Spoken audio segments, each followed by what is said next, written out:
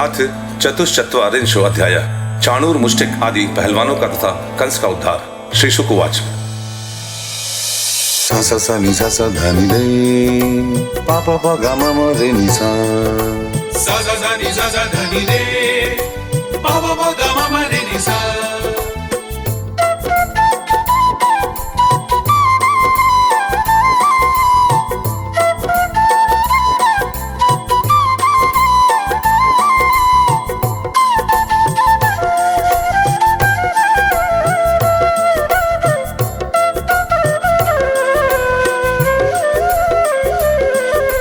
एवं चर्चित संकल्प भगवान मधुसूदन आसु साधाथ चाणूर मुष्टिकम रोहिणी सुतः।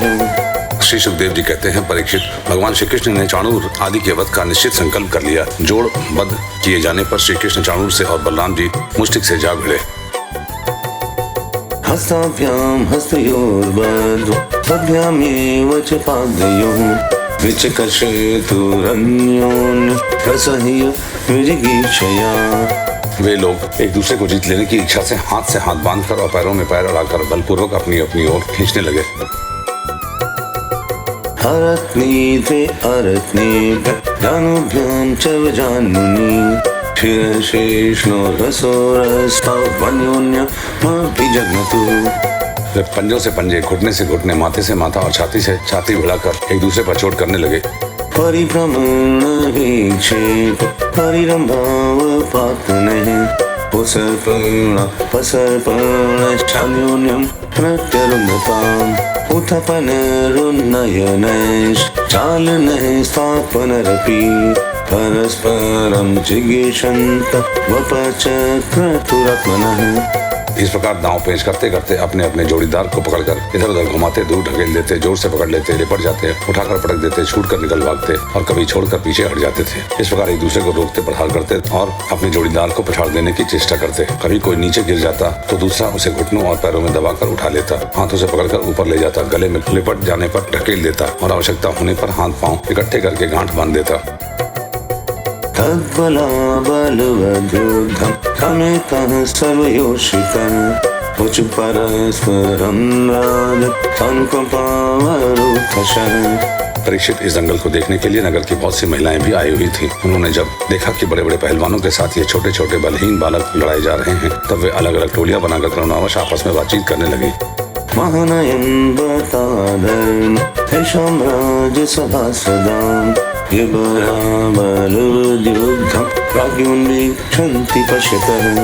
यहाँ का राजा कंस के सभासद बड़ा अन्याय और अधर्म कर रहे हैं। कितने खेद की बात है कि राजा के सामने ही ये बलि पहलवानों और निर्बल बालकों के युद्ध का अनुमोदन करते हैं।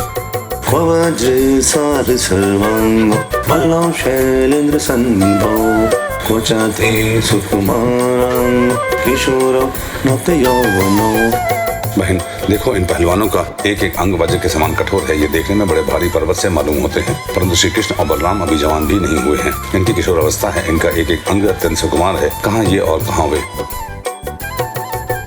धर्म व्यतिक्रमोऽभ्यास समाजस्य ध्रुवं भवेत् यत्र धर्म समुत्तिष्ठन् सेयं तत्र कर्हिचेत्।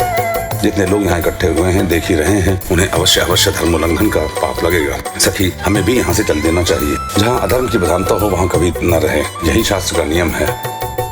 न सभां प्रविशेत् प्राज्ञ सभ्य दोषानुस्मरन् अब्रुवन् विब्रुवन्नाज्ञ नरः किल्बिषमश्नुते। देखो, शास्त्र कहता है कि बुद्धिमान पुरुष को सभासदों के दोषों को जानते हुए सभा में जाना ठीक नहीं है, क्योंकि वहां जाकर उन अवगुणों को कहना, चुप रह जाना अथवा मैं नहीं जानता ऐसा कह देना, ये तीनों ही बातें मनुष्य को दोषभागी बनाती हैं। फल्गतः शत्रुमभीत कृष्णस्य वदनाम्बुजं वीक्षितां समवार्यक्तं पद्मकोशमिवाम्बुभिः। देखो देखो, श्री कृष्ण शत्रु के चारों ओर पैतरा बदल रहे हैं। उनके मुख पर पसीने की बूंदें ठीक वैसे ही शोभा दे रही हैं जैसे कमल कोश पर जल की बूंदें। किं पश्यत रामस्य मुखमाताम्रलोचनं मुष्टिकं प्रतिसामर्शं हास्यसनम्भशोभितम्। सखियों, क्या तुम नहीं देख रही हो कि बलराम जी का मुख मुष्टिक के प्रति क्रोध के कारण कुछ कुछ लाल लोचनों से युक्त हो रहा है, फिर भी हास्य का अनिरुद्ध आवेग जितना सुंदर लग रहा है।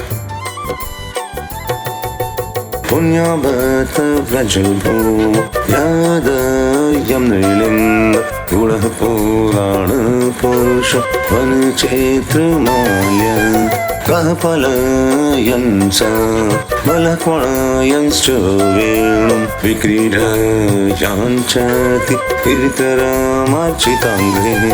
सखी, सच पूछो तो व्रजभूमि ही एक परम पवित्र एवं धन्य और धन्य है, क्योंकि वहाँ ये पुरुषोत्तम मनुष्य के वेश में छिप कर रहते हैं। स्वयं भगवान शंकर और लक्ष्मी जी जिनके चरणों की पूजा करती हैं, वे ही प्रभु वहाँ रंग बिरंगे जंगली पुष्पों की माला धारण कर लेते हैं तथा बलराम जी के साथ बांसुरी बजाते, गौएं चराते और तरह तरह के खेल खेलते हुए आनंद से विचरते हैं।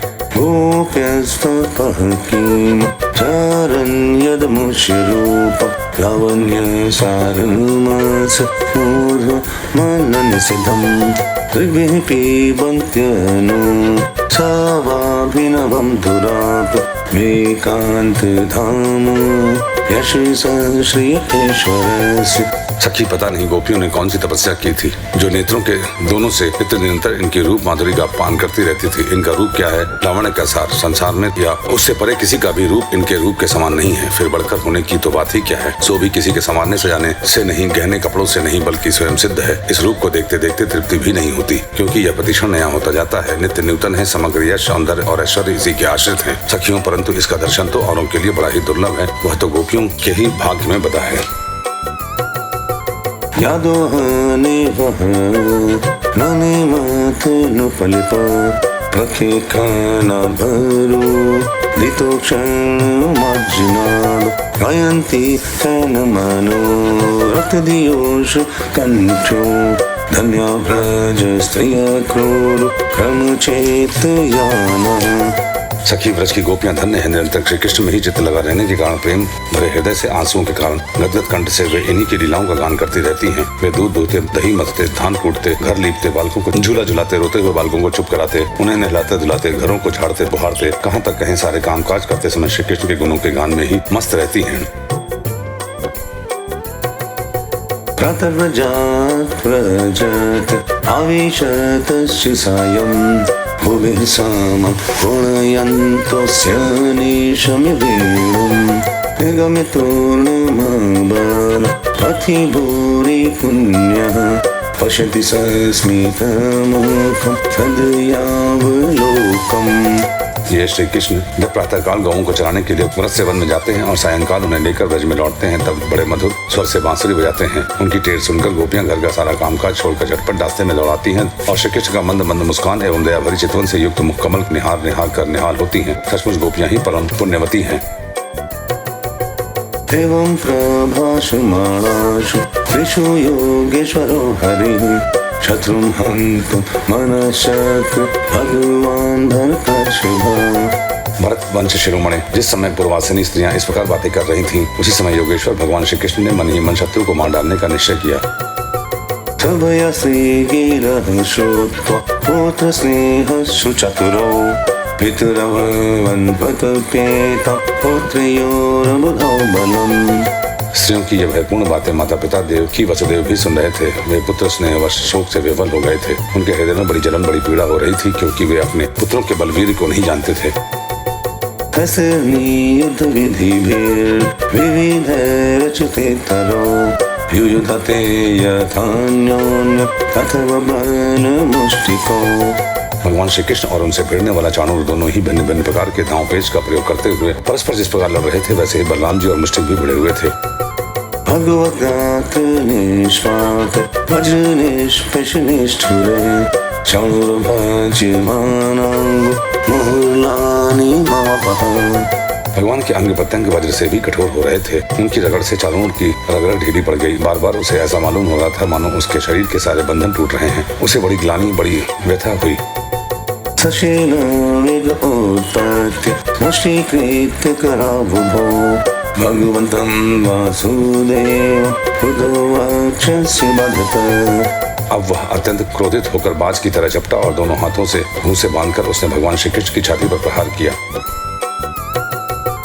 प्रचलत प्रहारे मलहत इव द्विपः पाहुणैर्के बहुशुभ्रामयन् हरिः उपृष्ठे पुत्र्यामास हरसक्षीण जीवितम् विश्रस्ता कल्पकेशस्य इंद्रध्वज इवापतत्। परंतु उसके प्रहार से भगवान तनिक भी विचलित न हुए। जैसे फूलों के गरजे की मार से गजराज, उन्होंने चाणूर की दोनों भुजाएं पकड़ ली और उसे अंतरिक्ष में बड़े वेग से कई बार घुमा घुमा कर धरती पर दे मारा। परीक्षित, चाणूर के प्राण तो घुमाने के समय ही निकल गए थे। उसकी वेशभूषा अस्त व्यस्त हो गई, केश और मालाएं बिखर गईं, वह इंद्रध्वज के समान गिर पड़ा। तथैव मुष्टिकः पूर्वं समुष्ट्याभिहतेन वै बलभद्रेण बलेन कलिनभिहतो वृषम्।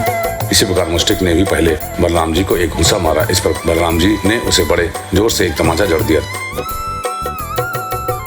कविपितरुधीर मुद्गमन् मुकुटोर्जितः रसोपपातोर्व्यपस्थ वातात् एवाङ्घ्रिपः।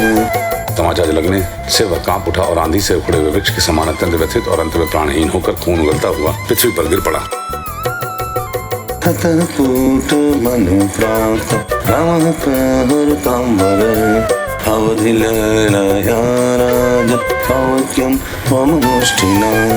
हे राजन, इसके बाद योद्धाओं में श्रेष्ठ भगवान बलराम जी ने अपने सामने आते ही कूट नामक पहलवान को खेल खेल में ही बाएं हाथ के घूंसे से उपेक्षा पूर्वक मार डाला। तयो वही चलः कृष्ण पदापहत शीर्षकः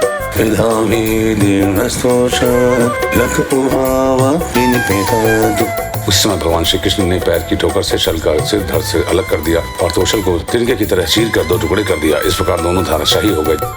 चाणूरे मुष्टिके कोटे शले तोशल के हते ध्रुवर्मल्ल सर्वे प्राण परिसवः। जब चाणूर, मुष्टिक, कूट और शल और तोशल ये पांचों पहलवान मर चुके, तब जो बच रहे थे वे अपने प्राण बचाने के लिए स्वयं वहां से भाग खड़े हुए।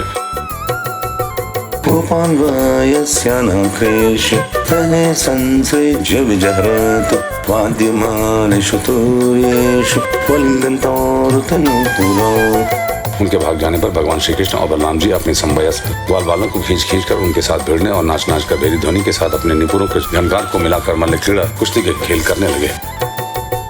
जना प्रजा ऋषु सर्वे कर्मणारम कृष्णयोः हृते कंसं विप्रमुख्य साधुः साधु साधुते। भगवान श्री कृष्ण और बलराम की इस अद्भुत लीला को देखकर सभी दर्शकों को बड़ा आनंद हुआ। श्रेष्ठ ब्राह्मण और साधु पुरुष धन्य है इस प्रकार कहकर प्रशंसा करने लगे। परंतु कंस को इससे बड़ा दुख हुआ, वह और भी चढ़ गया। अतशु मल्य वर्येषु विधृतेषु च भोज्यराट् निवारयत् स्वतुर्याणि वाक्यं चेदमुवाचुः। जब उसके प्रधान पहलवान मार डाले गए और बचे हुए सबके सब भाग गए, तब भोजराज कंस ने अपने बाजे बंद करा दिए और अपने सेवकों को यह आज्ञा दी।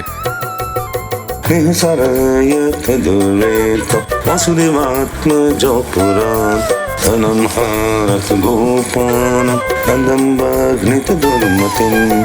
अरे वासुदेव के इन दुष्चरित्र लड़कों को नगर से बाहर निकाल दो, गोपों का सारा धन छीन लो और दुर्बुद्धि नंद को कैद कर लो। वसुदेवस्तु दुर्मेध अन्यथामशु सत्तमः उग्रसेनः पिता चापि सानुगतर प्रक्षिगः। वसुदेव भी बड़ा कुबुद्धि और दुष्ट है, उसे शीघ्र मार डालो। और उग्रसेन मेरा पिता होने पर भी अपने अनुयायियों के साथ शत्रुओं से मिला हुआ है, इसीलिए उसे भी जीता मत छोड़ो। एवं विकृतमानेव कंसे प्रकृतितो व्ययः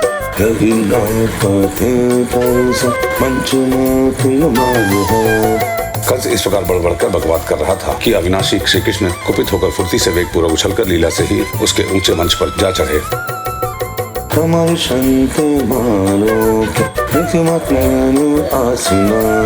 मनसि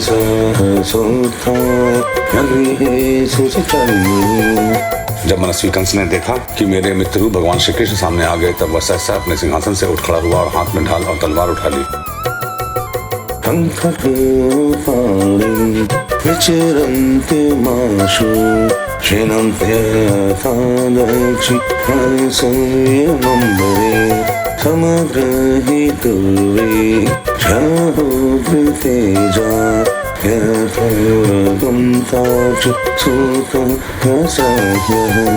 हाथ में तलवार लेकर वह चोट करने का अवसर ढूंढता हुआ पैंतरा बदलने लगा। आकाश में उड़ते हुए बाज के समान वह कभी दाईं ओर जाता तो कभी बाईं ओर। परंतु भगवान का प्रचंड तेज अत्यंत दुस्साही है। जैसे गरुड़ सांप को पकड़ लेते हैं वैसे ही भगवान ने बलपूर्वक उसे पकड़ लिया।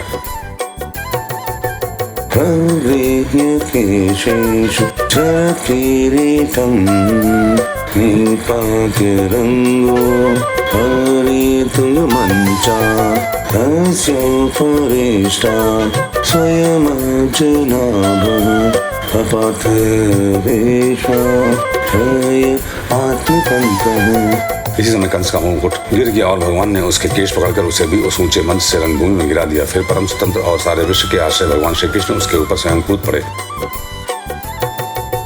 हम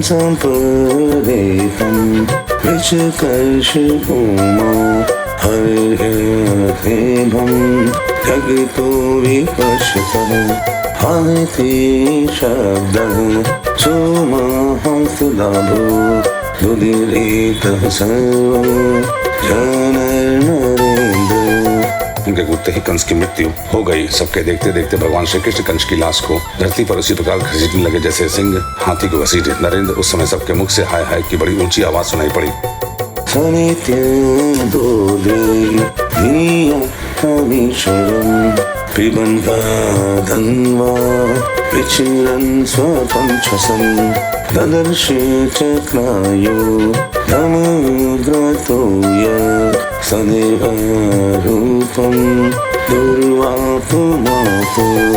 कंस नित्य निरंतर बड़ी घबराहट के साथ श्री कृष्ण का ही चिंतन करता रहता था। वह खाते पीते सोते चलते बोलते और सांस लेते सब समय अपने सामने चक्र हाथ में लिए भगवान श्री कृष्ण को ही देखता रहता था। इस नित्य चिंतन के फलस्वरूप चाहे भेषभाव से ही क्यों न किया गया हो, उसे भगवान के उसी रूप की प्राप्ति हुई, सारूप्य मुक्ति हुई, जिसकी प्राप्ति बड़े बड़े तपस्वी योगियों के लिए भी कठिन है।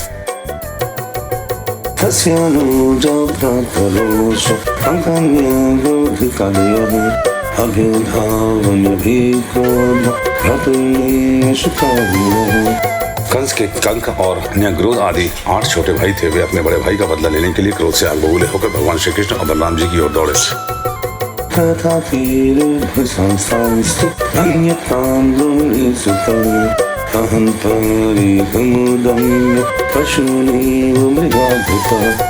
जब भगवान बलराम जी ने देखा कि वे बड़े वेग से युद्ध करने के लिए तैयार होकर दौड़े आ रहे हैं, तब उन्होंने परिघ उठाकर उन्हें वैसे ही मार डाला जैसे सिंह पशुओं को मार डालता है।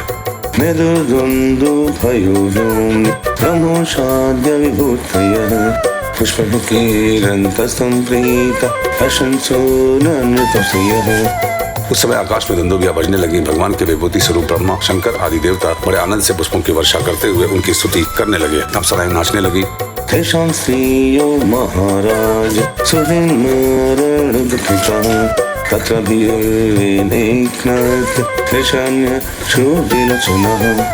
महाराज कंस और उनके भाइयों की स्त्रियां अपने आत्मीय स्वजनों की मृत्यु से अत्यंत दुखित हुई। वे अपने सिर पीटती हुई आंखों में आंसू भरे वहां आई।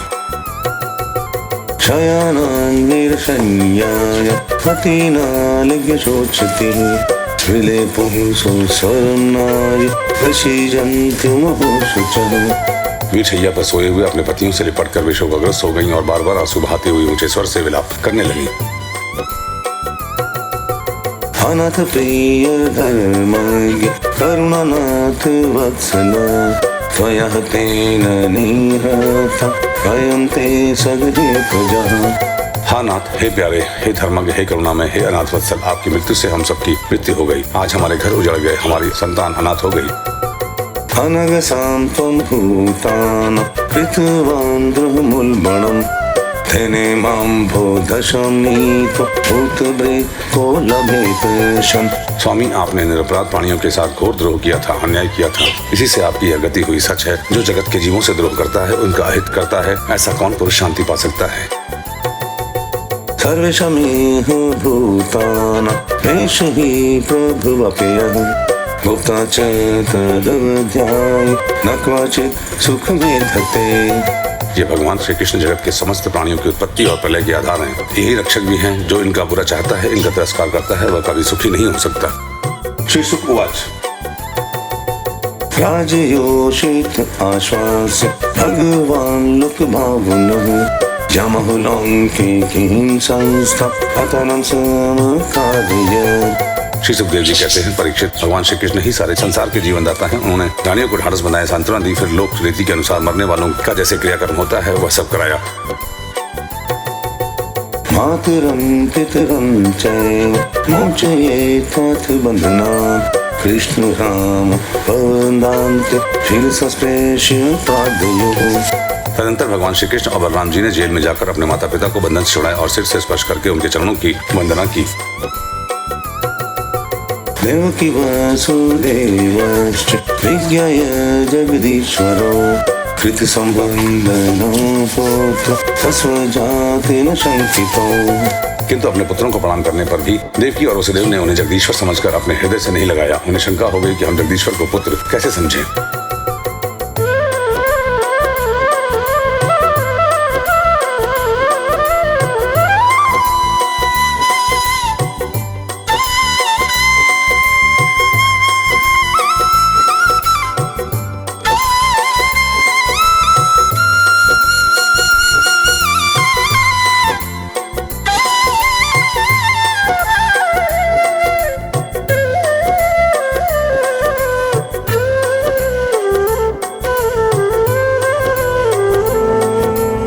इति श्रीमद्भागवते महापुराणे पारमहंस्यां संहितायां दशम स्कन्धे पूर्वार्धे कंसवधो नाम चतुश्चत्वारिंशो अध्यायः।